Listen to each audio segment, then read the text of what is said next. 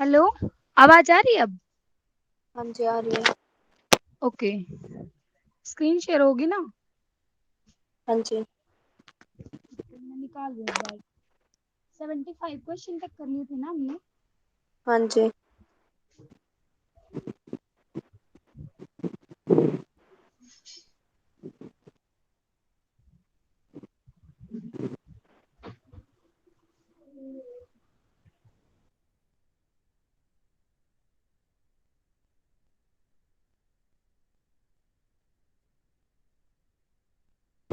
आगे चलेंगे।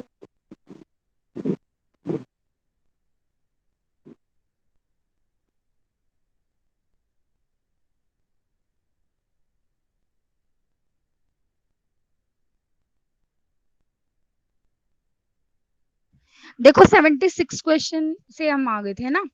The research design is specially related to which of the following feature in research? Research design,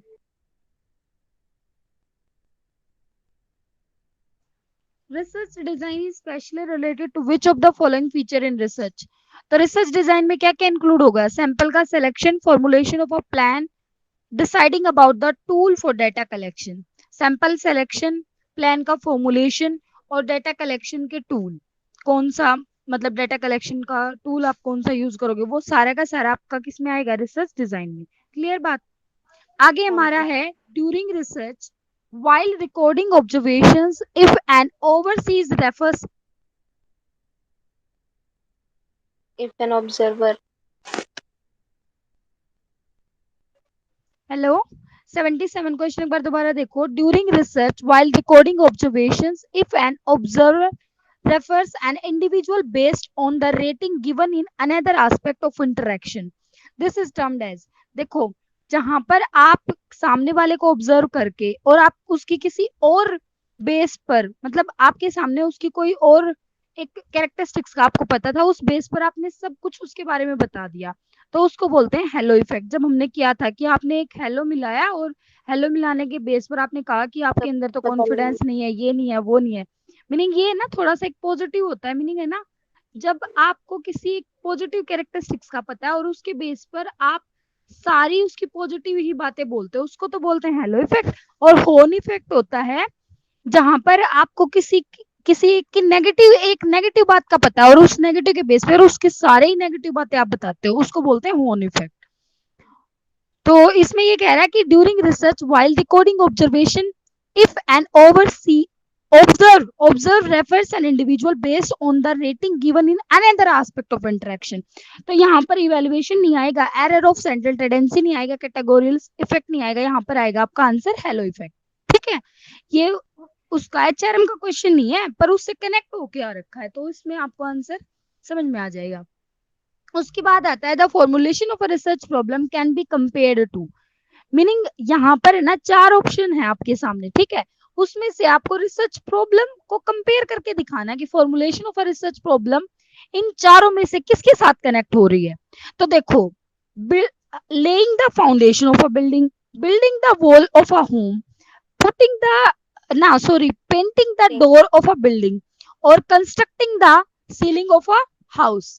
तो ये सारी तीनों में चीजें जो मतलब नीचे की तीनों है, क्या? वहाँ पे काम करना शुरू कर दिया और वो वहाँ पर हम हाँ, तीनों के मतलब ले तीनों रहे। वालों में काम करना शुरू कर दिया और वो थी बिल्डिंग की फाउंडेशन। शुरुआत में नीम की बात हो रही है ना? तो ये क्या है, 78 का आंसर क्या होएगा? Laying the foundation of a building. उसके बाद है 79, the easiest attitudinal scale which is submitted rating scale is the. सबसे जो आसान एटीट्यूडल स्केल होता है ना, जिस पर आप अपना मतलब वो करते हो, जैसे मान लो आपको आपने क्वेश्चनियर फिल करवाना है, तो उसमें आप स्केल लेके चलते हो, Guttman scale, Likert scale, Thurstone scale, ये अलग अलग टाइप के स्केल होते हैं। तो जो सबसे आसान होता है ना, वो आपका लिकर्ट स्केल होता है। मोस्टली आपने देखा भी होगा, मोस्टली जो क्वेश्चनियर हो जो आप फिल करवाए जाते हैं उसमें यही होता है ना, strongly agree, agree, strongly disagree, disagree, ऐसा होता है ना, ऐसे करके। हाँ। तो वो सबसे सिंपल स्केल होता है, इजी स्केल। तो आंसर क्या आएगा हमारा? Likert scale. उसके बाद है नेक्स्ट, ये नेक्स्ट जो 80 क्वेश्चन है ये आपको लर्न करना है, क्योंकि ये डेफिनेशन है एक टाइप की। When researcher does not know identity of the experimental and placebo group, the study is termed as. तो ऐसी स्टडी को हम कहेंगे डबल ब्लाइंड। ये लर्न करना आपने, ठीक है। हेलो, हाँ जी। क्लियर बात? हाँ जी।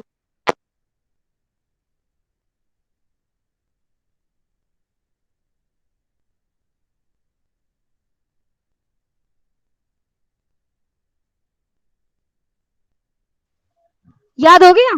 Double blind, when researcher does हाँ not जी। know identity of the experimental and placebo group, the study is termed as double blind. उसके बाद है next, in research reliability is that quality of a measurement procedure which provide.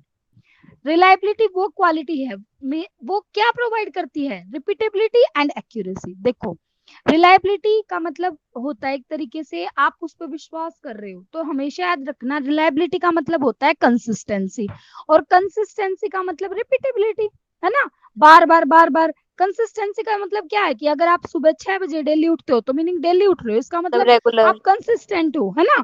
तो repeat वही चीज, और अगर मान लो रिपीट कर रहे हो, इसका मतलब उसमें शुद्धता आएगी आएगी, तो एक्यूरेसी भी कहीं ना कहीं आ जाएगा, तो रिपीटेबिलिटी एंड एक्यूरेसी आ जाएगा इसका answer. In research reliability is that quality of a measurement procedure which provide repeatability and accuracy. Punctuality and accuracy नहीं आएगा। अब इसको ये मत मान लेना कि रिलायबिलिटी है तो पंचुअलिटी, क्योंकि आप पंचुअल हो, पंचुअल एंड एक्यूरेसी आ जाए, accuracy and speed, speed and repeatability. तो इसका सबसे जो बेस्ट आंसर है वो क्या है? Repeatability and accuracy. याद हो गया? हाँ जी। आगे चलें।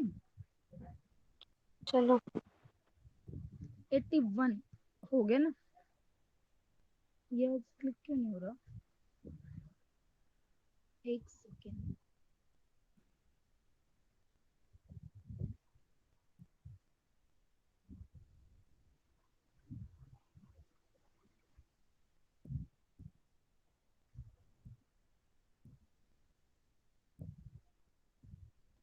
एटी वन क्वेश्चन हो गया हमारा, 82 में आ गए।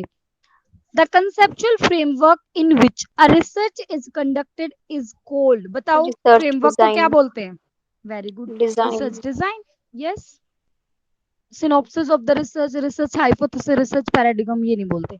The time frame in which a study explore a situation or problem is called the, उसको क्या बोलेंगे? देखो, टाइम फ्रेम, एक तरीके से पीरियड की बात आ गई ना।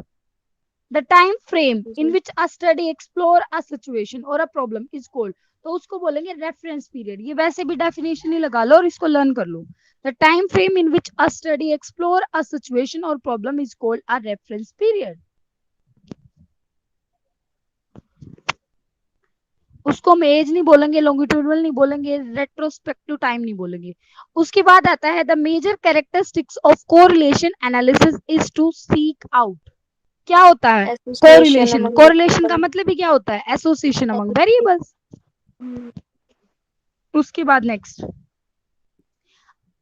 नेक्स्ट क्वेश्चन है a shift in attitude in respondent between 2 points during data collection is called. तो उसको हम क्या बोलते हैं? उसको हम बोलते हैं रिग्रेशन इफेक्ट। बताओ कैसे बोलते हैं इसको? Regression effect. रिग्रेशन का मतलब क्या होता है? रिग्रेशन में हम कोज एंड इफेक्ट की स्टडी करते हैं ना रिग्रेशन में। हाँ जी, डायरेक्शन हाँ, तो इसमें shift in attitude in shift में आ गया रिस्पोंडेंट शायद। बिटवीन 2 पॉइंट्स, तो इस वजह से इसको बोलेंगे रिग्रेशन इफेक्ट। उसके बाद हाँ, आता शायद हम है, इसमें डायरेक्ट देख रहे हैं तुम। शिफ्ट। हाँ हाँ हाँ हाँ, ये भी। उसके बाद है ERIC, MEDLING and ABI inform are instance of. तो ये क्या है? हमारे इलेक्ट्रॉनिक डेटाबेसेस हैं। लर्न कर लो इनको क्या बोलते हैं? Electronic database. इनको हम साइटेशन सर्विसेज नहीं बोलते, प्रिंटेड डेटाबेस नहीं बोलते, लाइब्रेरी नहीं बोलते। उसके बाद नेक्स्ट क्वेश्चन है एम्पिरिको इंडक्टिव पैराडिगम, मतलब करेक्ट एक्सप्लेनेशन है ये इसकी। Empirico inductive paradigm in research focuses on meaning giving subjective perspective to depict reality. बताती हूँ, because the purpose of research in this paradigm is not to arrive at generalization but to discover the reality as light. देखो, empirical study वैसे क्या होती है? जहां पर हमारा ऑब्जर्वेशन प्लस एक्सपीरियंस होता है ना। तो आप यूं देखो, आपने कोई ऑब्जर्व किया और एक्सपीरियंस कर रखा तो वो कोई रियल चीज है ना, रियल ही चीज है ना, रियलिटी ही है ना। तो दोनों में रियल वर्ड है, तो इसका मतलब ये स्टेटमेंट सही तरफ जा रहे हैं कि empirico inductive paradigm in research focuses on meaning giving subjective perspective. और इसमें आपका ऑब्जेक्टिव तो नहीं है ना कुछ, आपने ही तो ऑब्जर्व किया है, आपकी खुद की परसेप्शन है ना, और आपका ही एक्सपीरियंस है। तो कौन सा पर्सपेक्टिव है, subjective, subjective perspective to depict reality, और वहां से आपने कुछ रियलिटी को फाइंड आउट किया है। Because the purpose of research in this paradigm is not to arrive at generalization. इसका पर्पज ये नहीं होता कि आपको जनरलाइज करना है, but to discover the reality as light. लेकिन रियलिटी को भी सामने लेकर आना इसका पर्पज होता है एम्पिरिको का। ठीक है, क्लियर हुई बात? हाँ जी। आगे हमारा है in research project using triangulation approach which of the following can form of the investigation on studying parental participation attitude and problem। तो यहाँ से मतलब 5 ऑप्शन में थे, उनमें से आपको 3 निकालने थे बाहर, तो आप कौन से निकालोगे? इंटरव्यू, ऑब्जर्वेशन और फोकस ग्रुप डिस्कशन। देखो टेस्ट और सोशियोमेट्री, यहाँ पे यूं देखो, अगर आपके सामने ये 5 क्वेश्चन में आंसर गिवन होता, ये 5 एमसी जो नीचे ऑप्शन गिवन है, इनमें देख के आपको ओड वन कौन सा नजर आता? ये 3 तो एक ही हो गए ना, प्राइमरी, वो क्या बोलते हैं, प्राइमरी डाटा वाले, interview, observation, focus group discussion, right. और ये टेस्ट और सोशियोमेट्री अलग दिख रहा है, तो वैसे ही कट हो जाएगा। अगर क्वेश्चन ना भी समझ में आए ना कई बार, तो एलिमिनेट करके देख लो। बात समझ आई? हाँ जी। हाँ। उसके बाद next question 89, in parental which of the follow, participation क्या जो इसमें लिखा हुआ है पेरेंटल पेरेंटल है, part parental first participation. Time क्या क्या कह रहे हो क्या है शिवानी? इसका मतलब? एग्जैक्ट, तो पेरेंटल पार्टिसिपेशन का क्या होता है? बाकी एक बार रुको, 1 मिनट में सर्च कर रही हूँ। पेरेंटल पार्टिसिपेशन,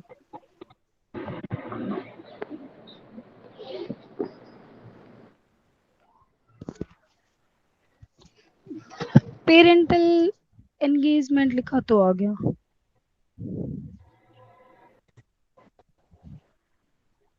पता नहीं, आप पता है क्या करो, एक बार देख लेना, नहीं तो ना जब भी यूं लगे ना कि थोड़ा क्वेश्चन मतलब इस टाइप का आ गया, तो ना ऑप्शन में देखो कि कौन सा ऑड वन है, कौन से, क्योंकि ट्रैंगुलेशन है, मीनिंग 3 तो आपने निकालने हैं, तो आप 3 इकट्ठे कौन से निकाल सकते हो? तो सबसे अलग हाँ चीज ये ये दिख रही है कि interview, observation, focus group discussion, focus ये ग्रुप तीनों के तीनों प्राइमरी है, और टेस्ट और सोशियोमेट्री नहीं आता है ना, तो आंसर ये आ जाएगा इसलिए। उसके बाद आता है next question, in which of the following there is considerable scope for violation of research ethics. Research ethics का वायलेशन कहाँ पर होता है?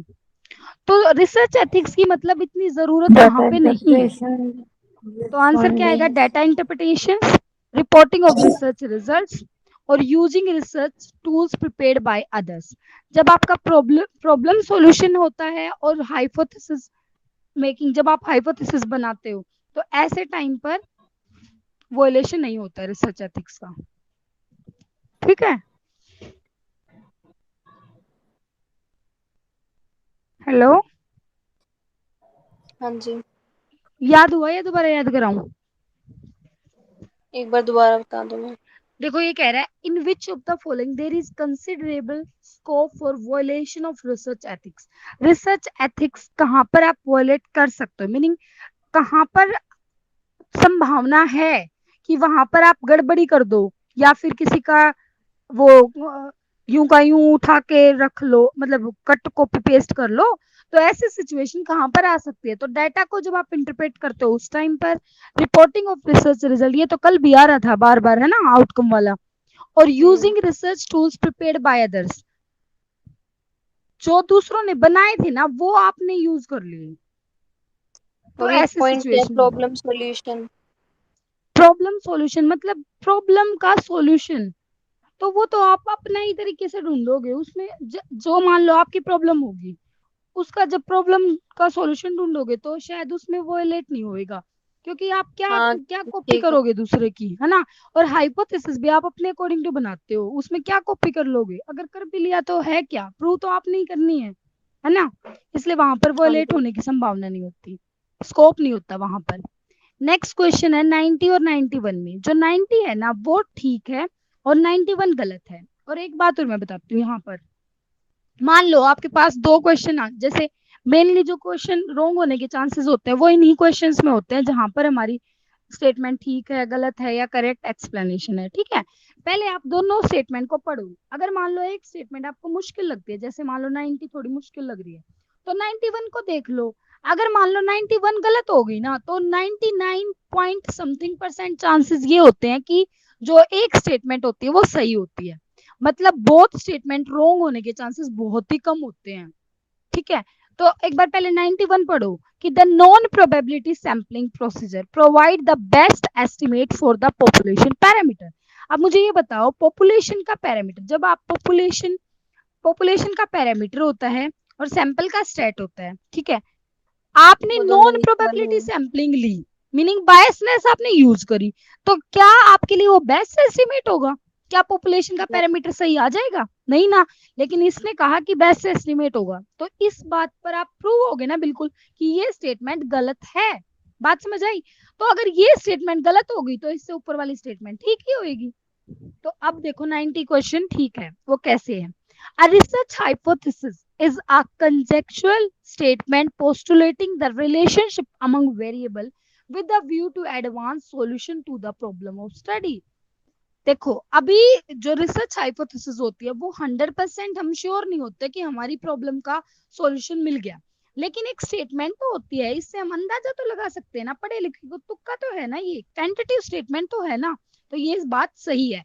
बट अब आप इसको याद कर लो कि अगर रिपीट हो फॉर एग्जाम्पल यही रिसर्च हाइपोथेसिस की सेम डेफिनेशन, तो आप ठीक कराओ, ठीक है। रिसर्च हाइपोथेसिस क्या है? Is a conjectural conjectural statement postulating the relationship among variables with a view to advance solution to the problem of study। Clear बात? चले आगे। हाँ जी। ओके, आगे देखो क्या है।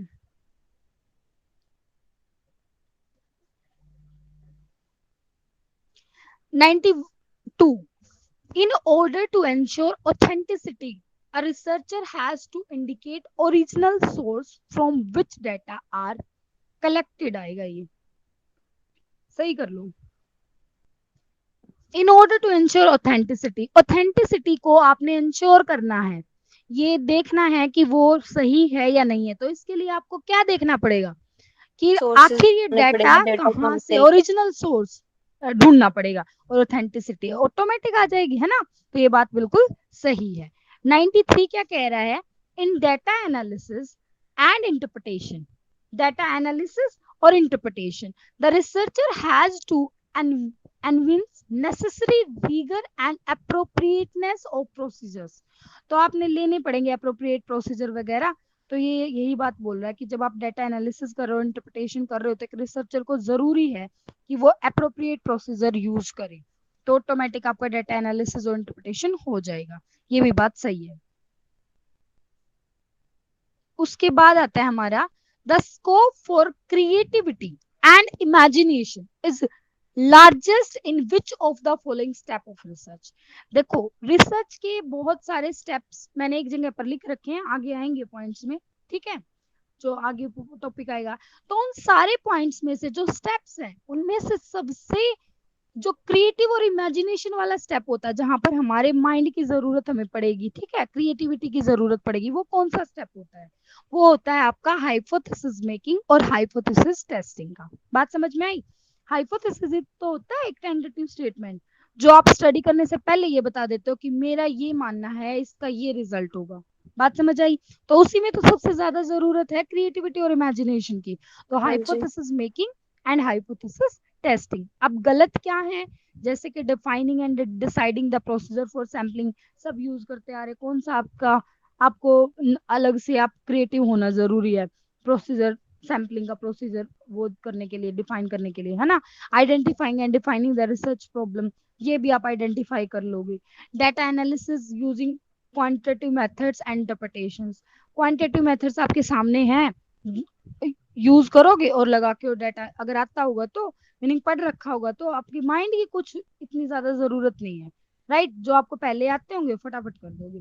तो जो क्रिएटिविटी और इमेजिनेशन के लिए जो सबसे बड़ा मतलब सबसे इन सारे स्टेप्स में से सबसे ज्यादा जरूरी जहां पर थी वो है आपका hypothesis making and hypothesis testing. Clear बात? आगे हाँ चलो। जी। यस, आगे क्या कह रहा है, in research formulation of policies for admission test screening, admission test screening can not neglect the constitutional, क्या है ये, प्रोविजंस।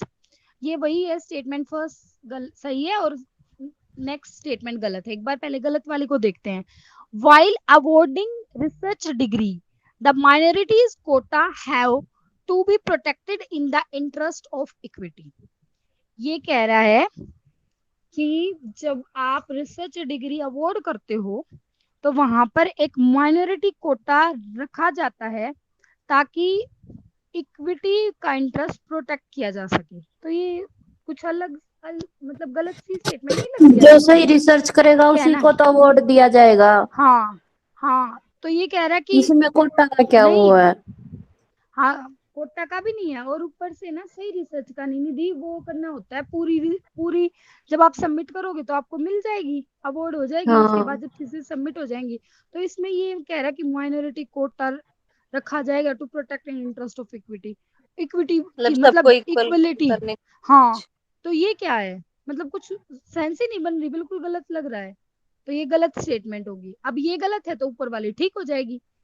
और ऊपर वाली क्या है, in research formulation of policies, आपने पॉलिसीज फॉर्मुलेट करी फॉर एडमिशन टेस्ट और स्क्रीनिंग के लिए, can not neglect the constitutional provision. तो आप कॉन्स्टिट्यूशनल प्रोविजंस को नेग्लेक्ट नहीं कर हाँ, सकते क्योंकि हो। एडमिशन के हाँ टाइम पे वो करने रिजर्वेशन वगैरह सब कुछ करना पड़ता है ना। हाँ, तो उस टाइम पर तो शायद ये पॉसिबल है ना, माइनॉरिटी कोटा हाँ वगैरह, लेकिन बाद में सबमिट करते वक्त तो उसमें कोटा वगैरह नहीं होता ऐसा कुछ की। और वैसे भी इस डिग्री में थोड़ी ना कोटा का कोई मतलब भी इसमें वो थोड़ी ना होता है कि मार्क्स हैं आपके कि इतने बच्चों का ही सिलेक्शन होगा, ये है वो है। इसमें तो भाई अपनी थीसिस लिखो और उसके बाद सबमिट कराओ बाद में सारे प्रोसीजर के अकॉर्डिंग टू। तो इसमें इसलिए 96 गलत है और 95 पॉइंट ठीक है। उसके बाद कह रहा है 97, reliability is necessary but insufficient condition for validity. Yes, बिल्कुल सही बात है। वैलिडिटी के लिए रिलायबिलिटी होना जरूरी है, लेकिन ये नहीं है कि reliability is equal to validity हो। बात समझ रहे हो कि रिलायबिलिटी और इक्वलिटी वैलिडिटी बिल्कुल सही, दोनों इक्वल है। इसलिए रिलायबिलिटी के लिए जरूरी तो है पर इनसफिशिएंट कंडीशन है वैलिडिटी,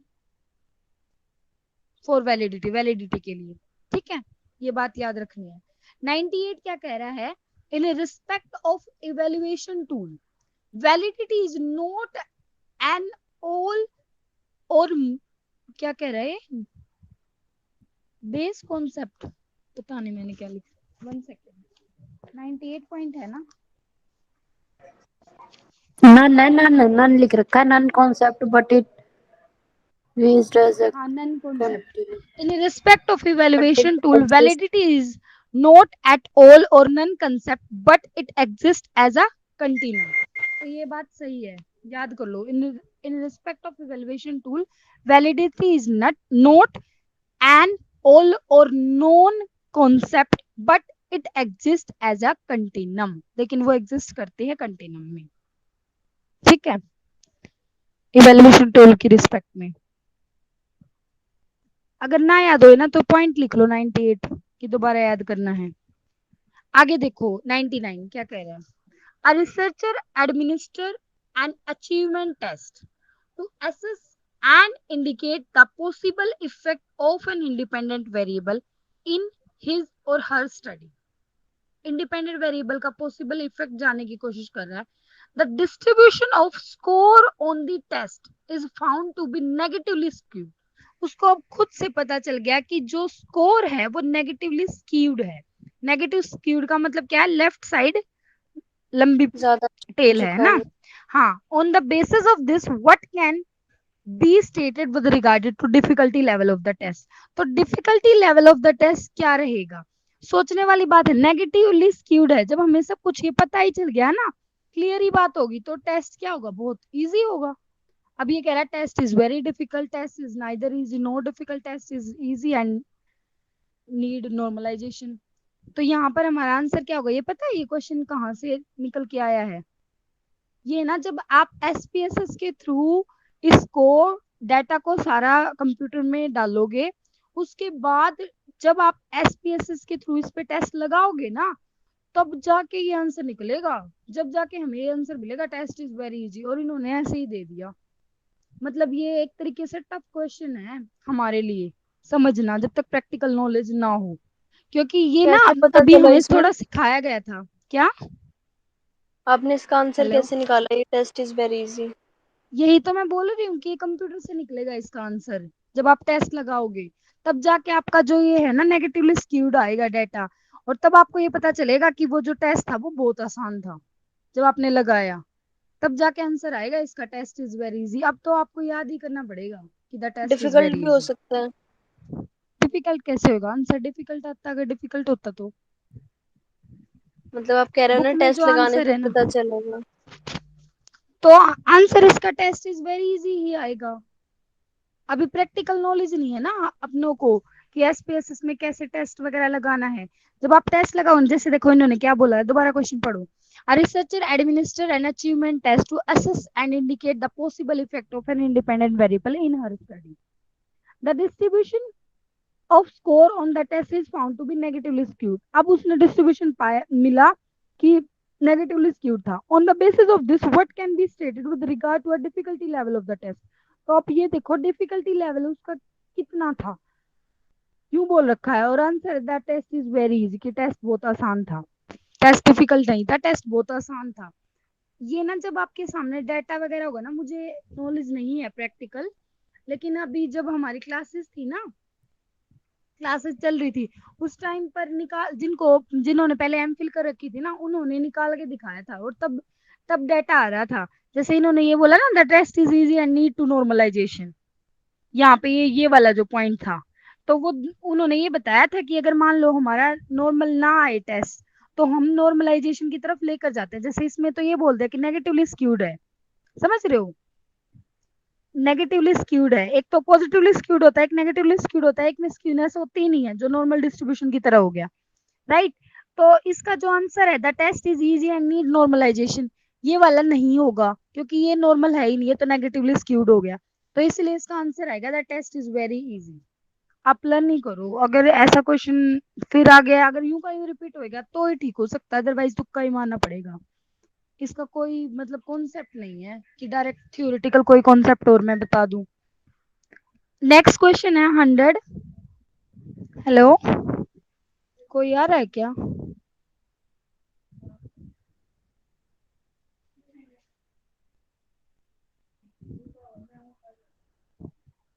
हेलो, हाँ जी दी। नेक्स्ट जो क्वेश्चन है 100 है, वो है करेक्ट एक्सप्लेनेशन। क्या कह रहा है? A researcher has to observe codal formalities at all stages without scope and one second, leeway है, LEEVWAY, leeway for offending moral and ethical norms।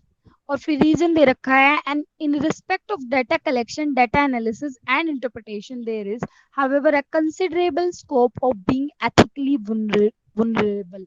देखो मेरा तो यही मानना है, अगर मान लो आपको सीधे तरीके से समझ में आ रहा है ये करेक्ट एक्सप्लेनेशन वाला क्वेश्चन, तो ठीक है, और अगर हमारे स्कोप से बाहर आ जाता है ना, तो आंख बंद करके करेक्ट एक्सप्लेनेशन लगा देना। मैं तो ऐसे ही करके आती हूँ। अब ये वाला कहीं पर भी यूं नहीं समझ में आ रहा कि ये क्या कहना चाह रहा है ना, तो इसका आंसर लगा देना करेक्ट एक्सप्लेनेशन, जब बिल्कुल ही ना समझ में आए। और बाकी अगर अब लर्न कर लोगे तो फायदा हो जाएगा, क्योंकि ना कई बार ये हो जाता है, जैसे ये करेक्ट एक्सप्लेनेशन वाला आप तो क्वेश्चन दे दिया, और फिर ना इसका एक सिंगल पार्ट किसी में डाल दे पॉइंट में, तो अगर याद करना है तो एक बार कर लो कि रिसर्चर इसके हैज अंदर टू ये लिख ऑब्जर्व। रखा है कि जो रिसर्चर है ना, जैसे सारी अलग अलग स्टेजेस होती हैं, वो रिसर्च, डिजाइन और डाटा कलेक्शन सारी, तो ये तीन तो लिख रखी हैं। डाटा कलेक्शन, एनालिसिस और इंटरप्रिटेशन में हमें एथिकली वो देखना पड़ता है, हम्म।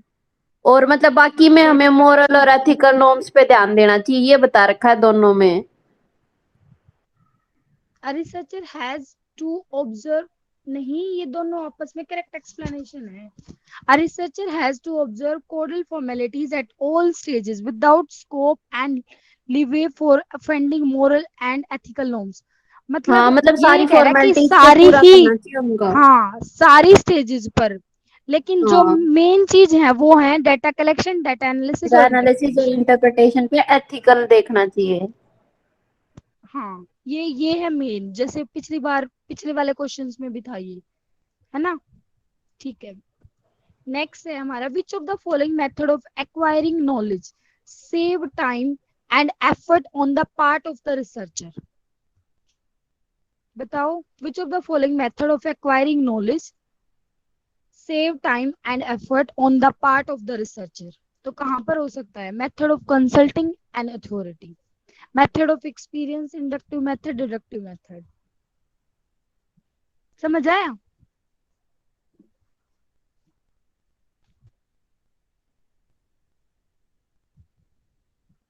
जब आप एक अथॉरिटी से कंसल्ट करते हो तो उसी में है कि आप एक्वायर नॉलेज एक्वायर कर रहे हो, आपका टाइम सेव हो रहा है, ठीक है, एंड एफर्ट।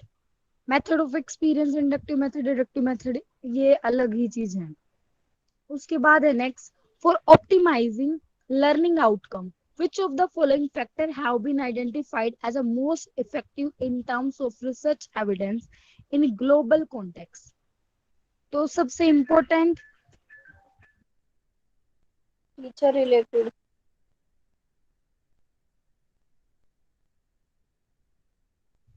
हेलो, हाँ for जी। optimizing learning outcome which of the following factor have been identified as the most effective in terms of research evidence in global context। तो आंसर आएगा teacher related factors, home related factor, school related factor, supplementary technological devices related factor answer नहीं है। हम्म।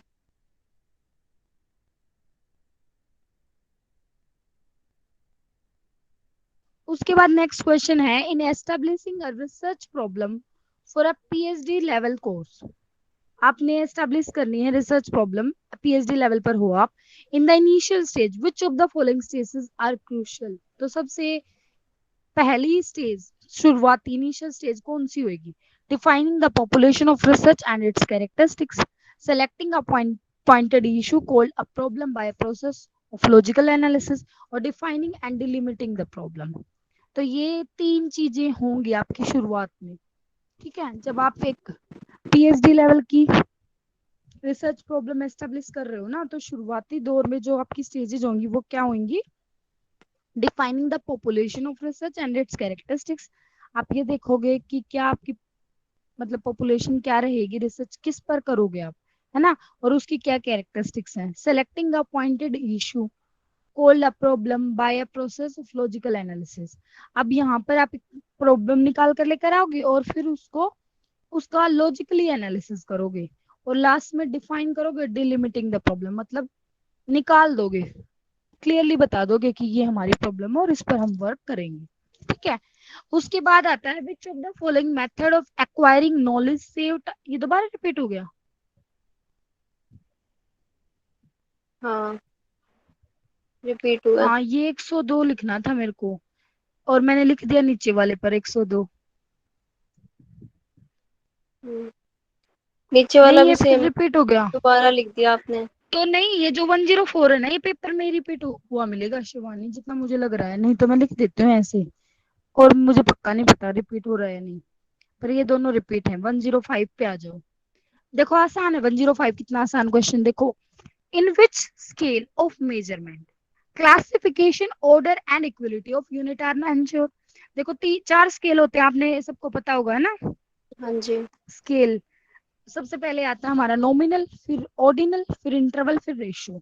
अब तीन चीज किस में आती है, इंटरवल में ही आती है ना। नॉमिनल में तो एक ही चीज आती है, नाम, ऑर्डिनल में नाम हाँ। और ऑर्डर, है ना, और रेशियो में जीरो भी आ जाएगी, मतलब ओरिजिन भी आ जाएगा, है ना। तो आंसर क्या आएगा इसका? अब इसको लर्न कर लो। इंटरवल की definition, in which scale of measurement, classification, order and equality. ठीक है, ऑफ यूनिट आर एंश्योर्ड, ये कहाँ पर आएगा आपका? इंटरवल स्केल में। उसके बाद आता है 106। देखो मैंने पहले ही कहा था ना कि अगर एक स्टेटमेंट गलत होगी तो दूसरी 100% ठीक मिलेगी। अब इसमें देख लो 106 ठीक है, 107 गलत है। क्या कह रहा है? Research ethics is a research ethics is a, क्या है ये? Is must Must in order in to lend order to credibility. lend credibility. Research ethics is a must in order to lend credibility to the research findings and their uses in authentic situation। बिल्कुल सही बात है ना, positive बात है ना बिल्कुल। तो ये बात इसका हाँ मतलब जी। सही है ना।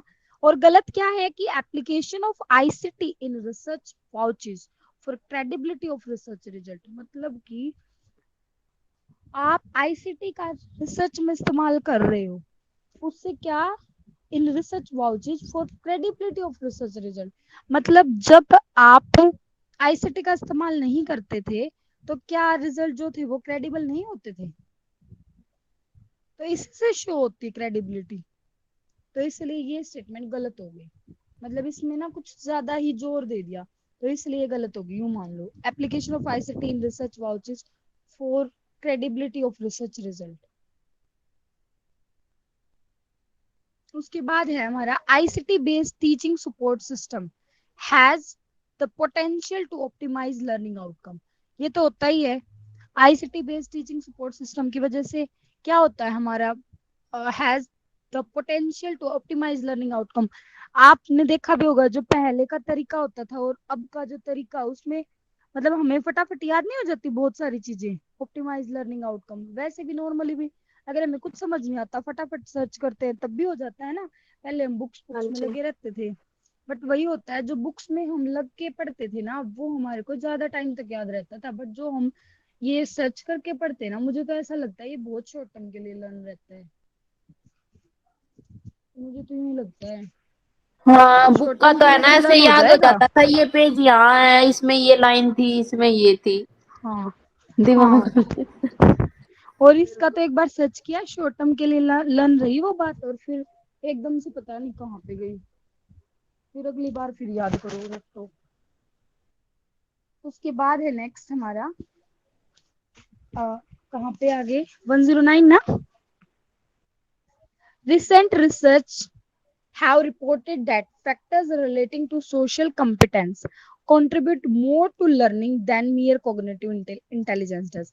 है ना, आज वाला जो तरीका जो है वो लर्निंग पर ज्यादा फोकस कर रहे हैं, कॉग्निटिव इंटेलिजेंस मतलब दिमागी तौर से इंटेलिजेंट होना उस पर कम होता जा रहा है। और ये फैक्ट है, जितना भी आप डिपेंड होगे ना किसी भी चीज पर, चाहे आप कंप्यूटर पर हो, चाहे आप यूट्यूब पे हो, कहीं से भी अगर आपको जरूरत पड़ी और आप सर्च करके और आंसर निकाल रहे हो और यूं सोच रहे हो कि हमने लर्न कर लिया, तो वो लर्निंग पर तो आपने फोकस कर दिया, लेकिन आपकी जो अंदर से जो कोग्निटिव इंटेलिजेंस है ना, जो माइंड की सोचने की शक्ति और जो मतलब वो क्या बोलते हैं उसको, उसको बोलते तो हैं कि कोई भी चीज क्रिएटिविटी एक तरीके से, मतलब आपके सामने कोई सिचुएशन आए फटाक आंसर दे दो, वो वाली चीजें कम हो जाती हैं, रिड्यूस हो जाती हैं इस चीज से। तो ये बात बिल्कुल सही है। उसके बाद है 110 और 11 ये दोनों में से एक ठीक है एक गलत है।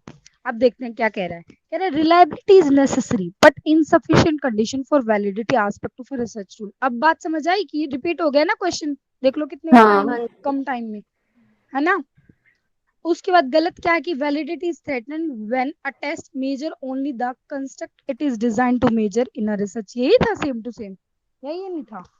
ऊपर ये ऊपर नहीं था, वाली नीचे लाइन वाला। थी। ऊपर ऊपर वाली थी ना।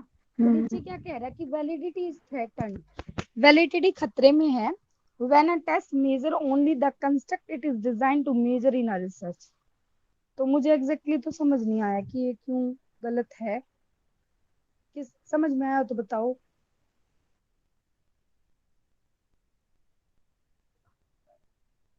कि ये इसीलिए देखो, validity is threatened when a test measure only the construct it is design to measure a research. एक बात और याद रखना, अगर ये वर्ड ओनली आ जाए ना 100% श्योरिटी के साथ नो आ जाए, ओनली आ जाए, ये चीजें ना मोस्ट 99% गलत होती हैं। जहां पे भी श्योरिटी वाली चीजें आ जाए ना, वहां पर याद रखना मोस्टली टाइम ऐसा होता है कि वो गलत ही मिलेंगी। अगर फिर भी यूं लगे ना कि मान लो हमें कुछ समझ नहीं आ रहा है, क्वेश्चन आ गया, लेकिन उसमें कोई भी चीज श्योर है, ये कह रहा है कि ऐसा ही होता है, तो वो 99% गलत होता है। 1% चांसेस होते हैं, और वो 1% जब हम श्योर होंगे ना उस चीज के लिए, तो आप ठीक लगा देना, अदरवाइज गलत कर देना। आगे 112 क्या कह रहा है, from the point of view of research ethics which of the following is list vulnerable in research. बताओ, आया था ना ये problem formulation identifying the variable, आगे वाला तो था ना लिस्ट वाले में, problem formulation, problem formulation identifying the variable, साथ में आगे डाटा एनालिसिस इंटरप्रिटेशन करते वक्त होता है, रिपोर्टिंग एंड रिसर्चिंग होता है, citing a theory in support of one thesis. अब देखो दो वाले तो आपको पता है ना, दो काटों में तो जरूरी है ना रिसर्च एथिक्स। हेलो, हेलो, हाँ समझ रहे हो ना।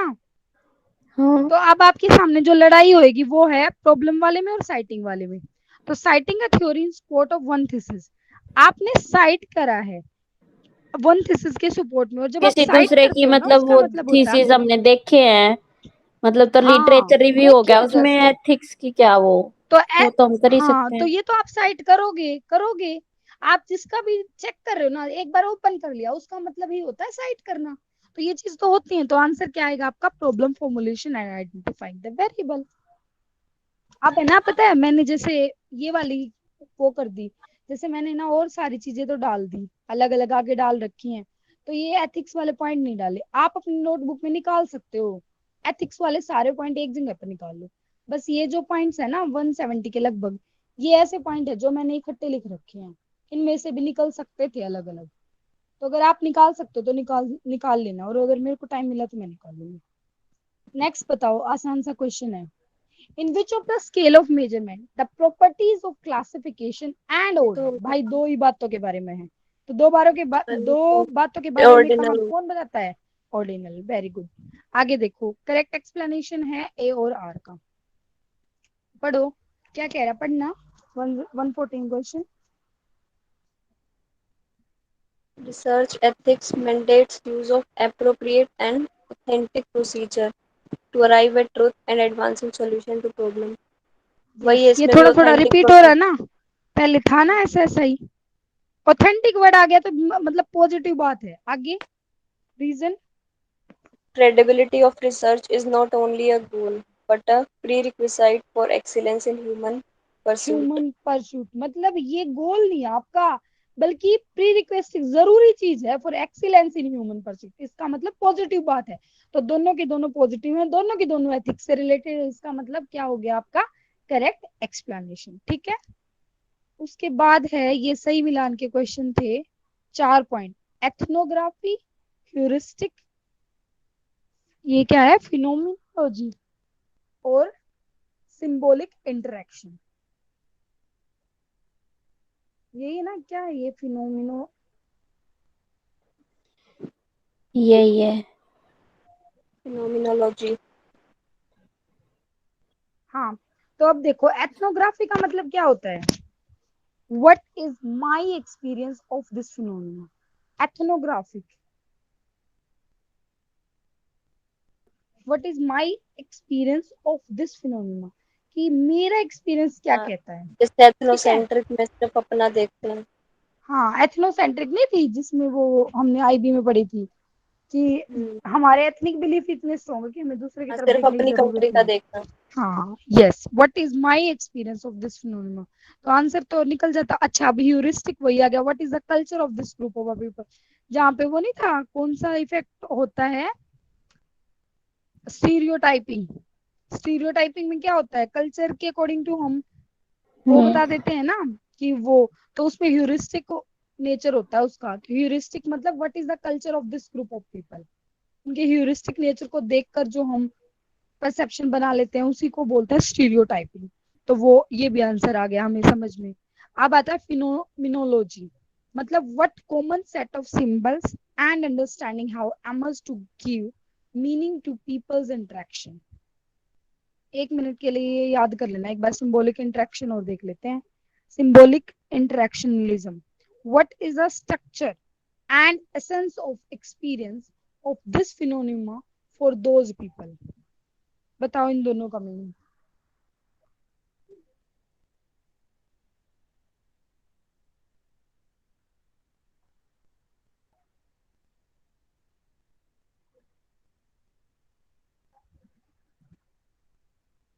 हेलो, सिंबॉलिक में तो मैं स्ट्रक्चर बताया नहीं, स्ट्रक्चर। जो फिनोमिनोलॉजी होती है ना, वो इंडिविजुअल एक्सपीरियंस को लेके चलती है। मेरे को तो ये उल्टा लिखा हुआ लग रहा है। और एथनोग्राफी लेके चलती है कलेक्टिव एक्सपीरियंस को। किसके साथ उल्टा लग रहा निधि? वो उसमें क्योंकि ऊपर सेट सिंबल्स ऑफ है। सिंबल और सिंबॉलिक इंटरेक्शन लग रहा है। और जो ये नीचे वाली है, जो सिंबॉलिक इंटरेक्शन के आगे लिख रखी है, फिनोमोलॉजी वाली लग रही है। एक मिनट, नहीं मैंने उल्टा नहीं लिख रखा निधि, बहुत ध्यान से लिखे थे, 1 second. And a phenomenology study results from exploring the experience of individual about a phenomenon. What common set of symbol and understanding? अच्छा, इसकी वजह से फिनोमिना इसमें आ रखा है, सिंबल उसमें आ रखा है। तो अगर ऐसे लिखा हुआ है ना, अगर ऐसे लिखा हुआ है ना, तो उन्होंने आंसर में ही उन्होंने ही गड़बड़ कर रखी है। हो सकता है ये, मतलब मैंने तो यूं का यूं लिख रखा है, बट हो सकता है ये बात ठीक हो कि क्योंकि ओके। फिनोमिना के बारे में यहाँ पे बात हो रही है और वैसे भी सेंस ऑफ एक्सपीरियंस की बात हो रही है। और फिनोमिनोलॉजी का मतलब यही होता है, एक्सपीरियंस से रिलेटेड बातें होती हैं। और सिंबॉलिक इंटरेक्शनलिज्म सिंबल के ऊपर वाले में बात हो रही है। What common set of symbols and understanding people have emerged interaction भी है, पीपल इंटरेक्शन वर्ड इंटरेक्शन। भी है। सही कह रहे हो, यही होगा। ये इन्होंने गड़बड़ कर दी होगी, आंसर उन्होंने या तो देने वालों ने, पता नहीं मुझे। अब देख लो, या तो इसको सर्च करके देखना, और अगर वैसे हो रहा है तो ठीक है, नहीं तो अपना भगवान भरोसे जाना। अगर रिपीट हो जाता है तो कि ये लगा क्या हो गया, ये लगा क्या हो गया। बाकी मेरे हिसाब से अगर मेरे सामने आए ना, तो मैं तो यही लगाऊंगी, सिंबॉलिकल में सिंबल वाला और फिनोमिनोलॉजी में ये फिनोमिना वाला। बट अगर ऐसा हो जाए ना कि आपको ऑप्शन मिले ही ना, जिसमें जैसे 117 के आगे मान लो सी है, और सी का ये बट कॉमन वाला सिंबल ही है, किसी ऑप्शन में ये वाला है ही नहीं, नीचे नहीं, तो देख लेना, अदरवाइज वही लगा देना उल्टा। ठीक है, आगे क्या कह रहा है? Arrange the step in hypothetico deductive research in correct sequence. ये सीक्वेंस आपने लर्न करने हैं। सबसे पहले क्या होगा? Identifying and defining a research problem, ये तो नॉर्मल है ना। दूसरे नंबर पे hypothesis formulation, developing a research design. तीसरे नंबर में defining the population and defining a subset theorem. Fourth number पे डाटा कलेक्ट करोगे using appropriateness research task followed by data analysis. और फिफ्थ नंबर पे taking a decision of the substantive research hypothesis pair testing of null hypothesis. Then यहाँ तक कर लो एक बार, 119 तक ही कर लो। ठीक है, 1 सेकेंड।